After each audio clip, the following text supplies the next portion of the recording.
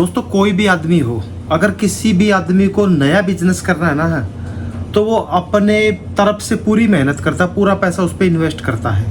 उसके बावजूद भी उसका बिजनेस ना चले, या इसमें दुकान भी आ गई, कोई दुकान करना चाहता है और उसने अच्छे खासी दुकान कर ली, ठीक से पैसा भी लगा दिया, फिर भी ना चले, तो फिर बड़ा उसको ये लगता है कि कहाँ मेरी कमी रह गई, क्या मेरा बिजनेस नहीं चला। थोड़ी सी नेगेटिविटी आ जाती है उसके अंदर। आज ऐसा ही एक टॉपिक है मेरे पास कि दुकान ना चलने के 10 ऐसे कारण बताऊंगा मैं कि जिसके कारण आपकी दुकान नहीं चलती, नई दुकान करने के बावजूद, अच्छी खासी दुकान करने के बावजूद भी नहीं चलती। तो नमस्कार दोस्तों, मैं आपका होस्ट रवि रविंदर, मेरे यूट्यूब चैनल रवि किराना बिजनेस में आप लोगों का स्वागत करता हूं। आज आप लोगों के साथ में ऐसे 10 कारण बताने वाला हूं, एक अपने एक्सपीरियंस के हिसाब से, कि जिसके कारण आपकी दुकान नहीं चलती है। ये भी कह सकते हो कि दुकान ना चलने के 10 कारण। तो वीडियो ज़्यादा लंबी मेरे ख्याल से हो सकती है, 15 से 16 मिनट की हो जाएगी। वीडियो को स्किप मत करना, एक एक पॉइंट बहुत ज़रूरी है, हर पॉइंट को नोट करके रखना। अगर किसी को नई दुकान करनी है या ऑलरेडी किसी ने कर चुकी है और उसकी दुकान नहीं चल रही है। चलिए शुरू करते हैं। सबसे पहला पॉइंट ले लेता हूँ। हर वीडियो की तरह इस वीडियो में भी मैं सबसे पहला पॉइंट लोकेशन को ही दूंगा, क्योंकि सबसे पहली चीज़ लोकेशन ही आती है। अगर दुकान हम कुछ भी बिजनेस करना चाहें दुकान से रिलेटेड, तो उसकी लोकेशन ही देखी जाएगी कि भाई ये लोकेशन कहाँ है। तो सीधी सी बात है, किराना में भी लोकेशन, और हर वीडियो की तरह इस वीडियो में भी लोकेशन को मैं पहला पॉइंट दूंगा, क्योंकि लोकेशन से ही स्टार्ट होती है दुकान। आगे का बिजनेस तो बाद में शुरू होगा, पहले उसकी डिपेंड करती है लोकेशन कैसी है। कोई भी ऐसा बिजनेस या कोई भी ऐसी दुकान जो आपकी लोकेशन अगर अच्छी नहीं है तो नहीं चलेगी।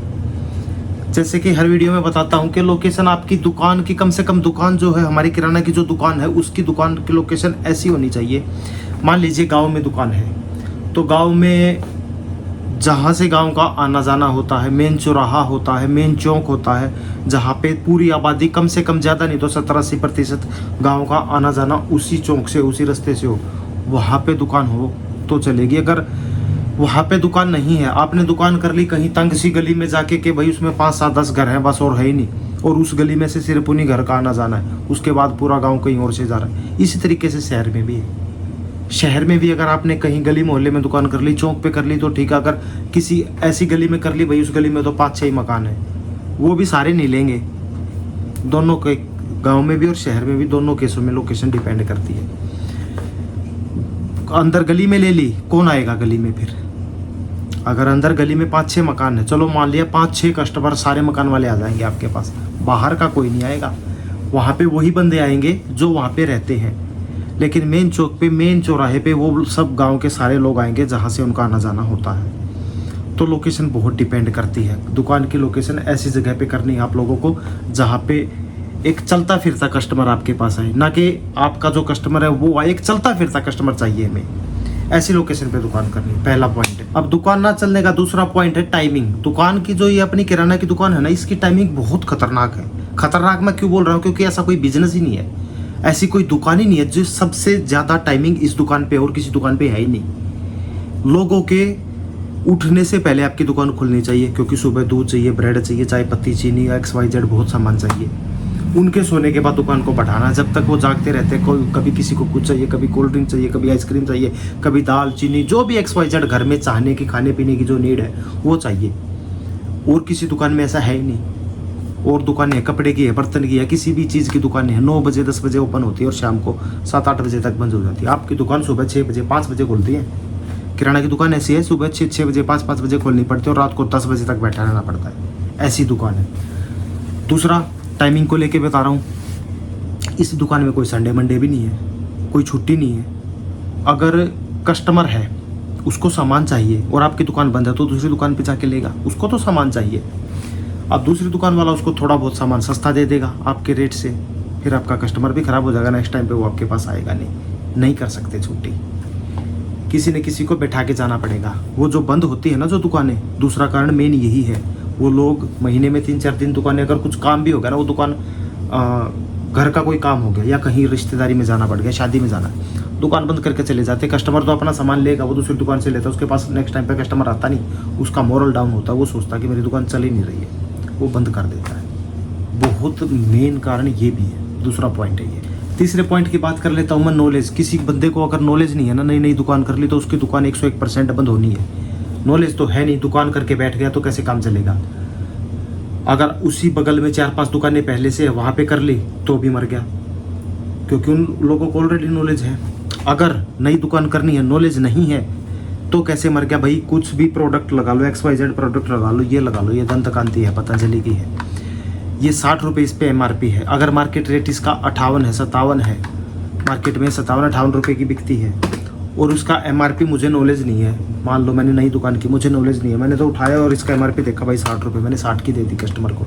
कस्टमर को तो इसका रेट पता है, ये एक एग्जांपल के लिए बता रहा हूँ, सारी चीज़ों पे डिपेंड होती है ये रूल। तो कस्टमर को तो इसका रेट पता है कितने रुपए की आती है और कितने रुपए की उसको कस्टमर को चाहिए। वो तो हर बार यही खरीदता है ना।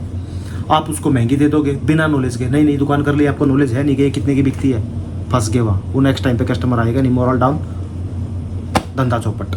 तो नॉलेज भी बहुत ज़रूरी है। दुकान बंद होने का तीसरा मेन कारण नॉलेज है। नॉलेज नहीं होती दुकान खोल लेते हैं। नॉलेज बहुत ज़रूरी है।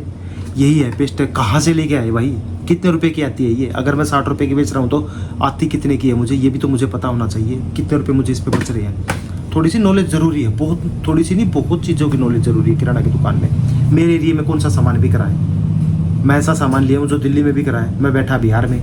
मैं ऐसा सामान लिया हूँ जो पंजाब में बिक रहा है, मैं बैठा राजस्थान में। पंजाब में और राजस्थान में सेम सामान थोड़ी बिकेगा। राजस्थान का कल्चर अलग है, पंजाब का अलग है, दिल्ली का अलग है, बिहार का अलग है। ऐसे ऐसे वहाँ के कल्चर को देखते हुए उस तरीके से अपनी नॉलेज लेनी है। और सबसे मेन चीज़ नॉलेज तो क्या है यार, आपके घर में जो सामान यूज होता है ना, 50% तो नॉलेज आपको वहीं से हो जाती है। क्योंकि अगर आपके घर में जो सामान यूज़ हो रहा है रसोई में, आपके दाएं बाएं भी वही यूज़ होता होगा। 10 दिन बाहर रह लो तो किसी दुकान पे नॉलेज आता है। तीसरा पॉइंट। चौथा पॉइंट की बात कर लूँ मैं दुकान ना चलने का, देखो लोकल माल बेचना। नई दुकान कर ली, अब डिस्ट्रीब्यूटर के पास चले जाते, होलसेलर के पास चले जाते, वो कहता कि यार ये चीज़ लेके जाओ मेरे से, या कुछ भी XYZ कुछ भी बता देता कि भाई ये चीज़ ले जाओ मेरे से। फॉर एग्जांपल के लिए मैं कुछ लोकल नहीं है, कुछ एक मैंने ये साबुन है। अब ये मान लो कि भाई एक लोकल पैकेट है किसी भी चीज़ का, बिस्किट का लगा लो यार, नमकीन लगा लो, कुछ भी एक लोकल पैकेट है, और एक ब्रांडेड पैकेट पे हमें बच रहा है 10 रुपये पे 1.5 रुपया 2 रुपया। लोकल पे बच रहे हैं हमें 4 रुपये 5 रुपये। मान लो लोकल नमकीन है 6 रुपये की आ रही है और ब्रांडेड आ रही है 8.5 रुपये की, इतना ही मान लो। तो नया जो बंदा है ना वो सोचेगा यार लोकल तो 4 रुपये बच रहे हैं 10 रुपये की नमकीन पे, और ब्रांडेड पे सिर्फ 1.5 रुपया बच रहा है, क्यों ना मैं लोकल ही रख लूँ। कस्टमर को तो सब पता होता है कि वो लोकल है, ब्रांडेड है, वो लोकल खाएगा ही नहीं, वो रखा आपके पास एक्सपायर हो जाएगा। नेक्स्ट वो कस्टमर आपके पास नहीं आएगा, वो सोचेगा यार इसने दुकान किया, सारा सामान तो लोकल रखे हुए, कौन आएगा फिर आपके पास। तो ब्रांडेड माल तो रखना पड़ेगा।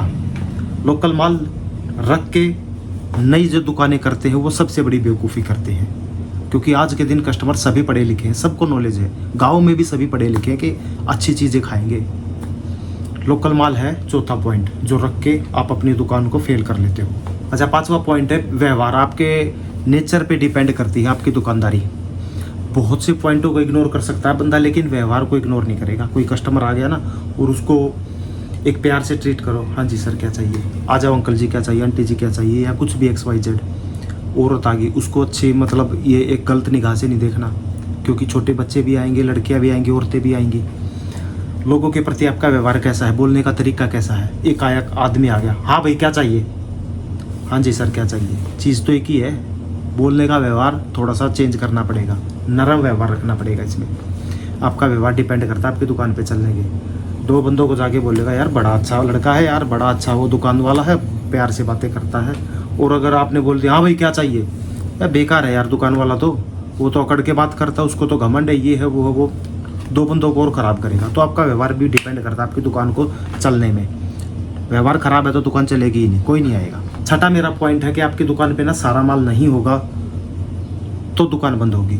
दुकान बंद होने का मेन कारण ये भी है कि सारा माल ना होना। जैसे कि मैंने शुरू में बताया नॉलेज नहीं थी, अब नॉलेज नहीं थी तो उसको सारा माल नहीं रखा। सारा माल ना रखने के कारण दुकान बंद हो जाएगी। क्यों बंद हो जाएगी? क्योंकि देखो कोई भी कस्टमर है घर का सामान लेने आएगा, सीधी सी बात है, घर का ही सामान रखा, सारा राशन का सामान है, 25-30 आइटम की लिस्ट ले आया, उसको आइटम मिले आपके पास 10-20 आइटम मिले ही नहीं, फिर क्या करेगा वो क्या अगली बार आपके पास आएगा?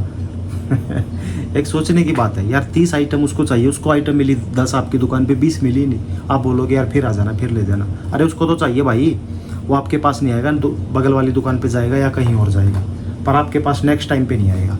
बंद होने का मेन कारण यह भी है। दुकान पूरी भर के चलाओ यार, जब चला ही रहे हो, काम कर ही रहे हो, कोई पार्ट टाइम तो है नहीं, पूरी भर के चलाओ, पूरा अच्छा रिस्पॉन्स आएगा, पूरी हरी भरी दुकान करके फिर चलाओ। अगर 1% मान के चलो कि 20 आइटम ले लिए और एक आइटम नहीं भी है ना, तो नेक्स्ट डे उसको अवेलेबल करा दो, तब आपकी दुकान चलेगी, वरना बंद ही होएगी। 7वां मेरा पॉइंट है एक्सपायरी माल या नियर एक्सपायरी माल। इसके ऊपर कई बार क्या होता है कि हम ना बहुत ज़्यादा माल ले लेते हैं, नई नई दुकान करते हैं, आइडिया तो होता नहीं है, क्योंकि कोई भी नई दुकान कर लो, शुरू में किसी की दुकान नहीं चलती, थोड़ा पेशेंस रखना पड़ता है। अब मैं एक एग्जांपल के तौर पे बता देता हूँ, ये चने हैं भाई, मैंने चने की पूरी लेके रख ली। अब दुकान पे तो धीरे धीरे कस्टमर आएंगे ना, क्योंकि लोगों को धीरे धीरे पता चलेगा कि मैंने यहाँ पे दुकान की है। अब ये इस चने की लिमिट है यार 2 महीने, 2 महीने तक एक बोरी नहीं बिकी तो ये ख़राब हो जाएगा, एक्सपायर हो जाएगा। फिर मैं इसको बेचने की कोशिश करूँगा, ख़राब होने के बाद कस्टमर देखेगा यार ये तो बिल्कुल नकली माल बेच रहा है, क्योंकि इसमें तो कीड़े लगे पड़े हैं। क्या वो फिर आएगा? नहीं आएगा। दूसरा, कोई भी प्रोडक्ट है, कोल्ड ड्रिंक्स है, इसी से लगा लो, ये अगर नियर एक्सपायरी होंगी ना तब भी कस्टमर नहीं लेगा। वो सोचेगा यार इसका टाइम है 10 दिन का, 15 दिन का, 20 दिन का बचा हुआ है, कोई फ्रेश हो तो दे दो। इस चीज़ में आपकी नॉलेज काम आती है। दुकान पे नियर एक्सपायरी का माल कैसे आता है, आप लोगों को डिस्ट्रीब्यूटर या होलसेलर चिपकाता है। वो जब भी सामान लेने जाना है उसको देख के लेना है। नया दुकानदार होता है, उसको नॉलेज की, जैसे कि मैं बताऊँ, होती नहीं है, वो ऐसे ही ले आता है भाई 50,000 का 1 लाख का माल दे दो। अरे डेट भी देखा करो, नियर एक्सपायरी है, कस्टमर तो नहीं लेगा ना। एक बेसन का पैकेट है, 10 दिन का टाइम है इसके पास। एग्जांपल के लिए मैं ले लेता हूँ, ये बेसन है, इसकी एक्सपायरी 10 दिन के बाद है, ठीक है। अब मुझे ये एक कस्टमर को चाहिए, कस्टमर आया, बेसन देखा, उसने डेट देखी 10 दिन है यार, 10 दिन में तो वो नहीं खाएगा, उसको तो ये 3-4 दिन खाना है, फिर क्या करेगा? वो लेगा ही नहीं। कैसे लेगा? क्यों लेगा? जब उसको 10 दिन में एक्सपायर हो जाएगा और 10 दिन में उसको खाना ही नहीं, उसको 4-5 बार में खाना, थोड़ा थोड़ा यूज़ करना है। तो नियर एक्सपायरी का माल भी नहीं बेचना है, उसी चीज़ से आपकी दुकानें बंद होती है। बहुत मेन कारण है ये भी दुकान बंद होने का। 8वें पॉइंट की बात कर लूँ, 8वां पॉइंट है अपनी दुकान को अपग्रेड ना करना। अब शुरू में दुकान कर ली, उसको तो शुरू में ही अपग्रेड करनी थी ना जिसने भी की है, क्योंकि अभी भी मैंने देखा है कि लोग दुकानें करते हैं ना तो वो उसी तरीके से करते हैं जिस तरीके से पहले होती थी। जो बनिया करते थे, लकड़ी की फिटिंग में दुकानें होती थी, उसी तरीके से बोरे भर भर के दाल चीनी चावल के रखे हुए हैं। उस चीज़ को भूल जाओ, वो टाइम जा चुका है। इस तरीके की पैकिंग का टाइम आ चुका है। कस्टमर आए और सामान उठाए। ऐसा नहीं है कि कस्टमर ने चीनी मांगी तो उसको बोरे में से तोलने लग जाए, दाल मांगी उसको तोलने लग जाए। पैकिंग में, स्टैंडर्ड में। दूसरा, अपग्रेड कैसे? ऑनलाइन का ज़माना, अब ऑनलाइन से भी तो कंपटीशन है ना, ऑनलाइन के कारण भी तो दुकानें बंद हो रही हैं। तो अपनी दुकान को भी आप ऑनलाइन करो। कोई भी बंदा आता है, अगर आपसे सामान मांगता है तो ऑनलाइन उसको पहुंचाओ कि भाई आप बोलो कि इस तरीके से हमारे पास व्हाट्सअप करो, कुछ भी ऐप के थ्रू लगाओ या कुछ भी करो। लेकिन ऑनलाइन जब तक आप दुकान को नहीं करोगे तब तक नहीं काम चलेगा। ना चलने का एक मेन रीज़न ये भी है, अभी घर घर तक सर्विस हो रही है, 10 से 15-20 मिनट में, आधा घंटा लगा लो, या मैक्स टू मैक्स 1 घंटे में डिलीवरी हो जा रही है। पर आपको क्या करना है, आपके नियर बाई के कस्टमर है, दूर के नहीं है, आप 5 मिनट में उस प्रोडक्ट को भेज दोगे। आप बोलोगे आप मेरा नंबर ले जाओ, व्हाट्सअप करो, फ़ोन करो, आपके पास 5 मिनट में प्रोडक्ट होगा। कैसे नहीं चलेगी फिर दुकान? ना चलने का एक ये भी रीज़न है, वही पुराने ख्यालात से बैठे हुए लोग। अपग्रेड करो। 9वें पॉइंट की बात कर लेता हूँ मैं। 9वां पॉइंट है आपकी दुकान में मार्जिन, रेट। किस रेट पे आप सामान बेच रहे हो? जैसा कि मैंने बताया था अभी थोड़ी देर पहले, पेस्ट का एक उदाहरण दिया था आप लोगों को। अब होता क्या है कि शुरू में कोई दुकान करता है, वो सोचता है कि भाई मेरी दुकान पे 5 लाख रुपए लग गए, मुझे जल्दी इसको कवर करना है। अरे मार्केट रेट से थोड़ी तेज़ दे देगा। और नई दुकान की है, एक दुकान आपने की, एक मैंने कर रखी है। मेरी पहले ऑलरेडी है, आपने अभी की है। मेरी दुकान पे अगर मान लो 50 कस्टमर है, अब आपने नई दुकान कर ली, 50 में से कितने आपके पास जाएंगे? और वो क्यों जाएंगे? जब तक आप उसको मेरे से कम रेट में सामान नहीं दोगे तब तक आप मेरे कस्टमर को नहीं तोड़ पाओगे। यही वो मार खाते हैं। वो तो नई जो दुकान की है वो मार्केट रेट से भी, मेरे से भी ज़्यादा दाम में सामान बेचते हैं, तो फिर वो दुकान बंद ही होगी। वो सोचेगा कि यार ये तो बड़ा पंगे वाली बात हो गई, मतलब इसके पास कस्टमर आ रहे, मेरे पास कस्टमर नहीं आ रहे, अब तो दुकान बंद करने में ही फ़ायदा है। क्यों? क्योंकि आपने सामान महंगा लिया, आपको नॉलेज नहीं है। अगर वही चीज़ यही दाल के कुछ भी XYZ छोले का पैकेट है, अगर मैं 50 रुपये का लेके आता हूँ तो आप शायद 52 53 का लाओगे, क्योंकि मुझे पहले से नॉलेज है। अब आपसे मैं 2-3 रुपये इसको सस्ता बेचूंगा, आप बेचोगे 2-3 रुपये और महंगा, वो सोचोगे यार ये क्या चक्कर है। तो बहुत ज़रूरी है नॉलेज होना भी, और मार्केट रेट से कम रेट में आपको अपना सामान शुरू के 3-4 महीने बेचना है, तब आपका काम चलेगा। 10वां पॉइंट, सबसे लास्ट पॉइंट और सबसे ज़रूरी पॉइंट, उधार। दुकान बंद होने का सबसे मेन रीज़न उधार है। नई दुकान करते हैं, पता होता नहीं है कि उधार भी होती है। अब लालच में दे देते कि यार कस्टमर आया है, ये तो 20-30 का आइटम की लिस्ट लेके आया और सारा उधार पे ले गया, कोई बात नहीं मेरी 5000 की सेल होगी, कल फिर आया 10 की होगी। ऐसे 20-30 कस्टमर आ जाओ, आपके पास 1 लाख रुपये 2 लाख रुपये की महीने की उधार जाती जाएगी। आपका वहीं पे काम खत्म हो जाना है।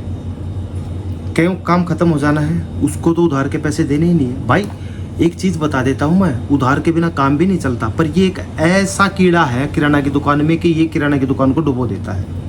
नई दुकान करनी होती है, जो वो उधार लेने बंदा आता है ना, वो आपसे पहली बार नहीं ले रहा, वो ऑलरेडी सबसे ले चुका होगा। अब नए शिकार आप हुए हो, नॉलेज है नहीं, उसको दे दिया उधार, अब फंस गई उधार। ऐसे 10-20 बंदों में उधार फंसी, मान के चलो मार्जिन तो छोड़ो, अपनी जेब से और दे दिया सामान। तो दुकान बंद होने का मेन रीज़न ये भी है कि हम बिना सोचे समझे बंदों को उधार देते। उधार देनी पड़ेगी, मैं ये नहीं कहता कि उधार बिल्कुल बंद कर दो, देनी पड़ेगी, लेकिन जेन्युइन बंदे को उधार देनी पड़ेगी।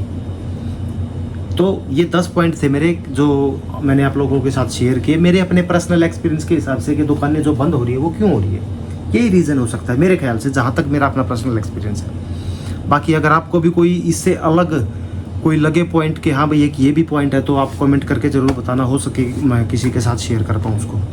तो उम्मीद करता हूँ मेरी वीडियो पसंद आई, अच्छी लगी हो तो लाइक कर देना, चैनल को सब्सक्राइब कर देना। मिलता हूँ नेक्स्ट वीडियो में, तब तक के लिए नमस्कार।